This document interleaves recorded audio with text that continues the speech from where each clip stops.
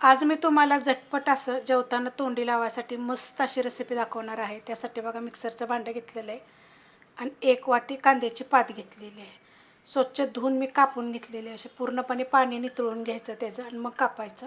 त्याच्यामध्ये तुमच्या तिखटाप्रमाणे मिरच्या घ्या आणि 1 गड्डीपेक्षा थोडंसं जास्त असं लसूण घेतलेलं आहे. दोन्ही पण मी भाजून घेतलेलं आहे. त्याचे मी देठं काढून घेते. मिरचीची मी देठं पूर्ण काढून घेतलेली आहेत. आता हे मिक्सरच्या भांड्यामध्ये काढून घेते. त्याच्यामध्ये बघा 1 चमचा हलकंसं भाजलंय जिरं, जास्त भाजलेलं नाही आहे. त्याच्यामध्ये 1 मूठभर कोथिंबीर आणि ती पण देठासकट घेतलेली आहे. त्यात तुमच्याकडे जर थोडासा पुदिना जर असेल ना तर तो जरी टाकला तरी चालेल. फ्रेश वाटाणा घेतलेला आहे, तो पण मी बघा असा भाजून घेतलेला आहे. गरम आहे. फ्रेशच वाटाणा घ्यायचा, फ्रोझन वगैरे घेऊ नका. आणि स्वच्छ धुवून पूर्णपणे पाणी नितळून असं भाजून घ्यायचं. असे डाग पडले पाहिजेत भाजताना, म्हणजे खूप छान टेस्ट येते. चवीप्रमाणे मीठ टाकायचं. ह्याच्यामध्ये अर्धा लिंबाचा रस जरी टाकला तरी चालेल आणि लिंबू जर नसेल, आमचूर पावडर असेल तर छोटा अर्धा चमचा जरी टाकलं तरी चालेल आणि नाही काही टाकलं तरी पण चालेल. एकदा फिरवून घेते मी. असं दरदरं करून घ्यायचं. जर खलबत्ता असेल जर कुठलं ना तर खूप छान टेस्ट येते बरं का मिक्सरपेक्षा. तर अशा पद्धतीत करायचं. खलबत्ता नाही, खूप जण कमेंट करतात म्हणून मी मिक्सरला हे दाखवलेलं आहे.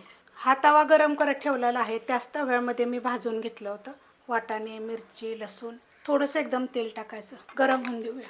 तेल गरम झालेलं आहे. एकदम थोडंसं जिरं टाकायचं, कारण आपण 1 चमचा तर जिरं भाजून टाकलेलं आहे. थोडंसं फोडणीमध्ये टाकायचं.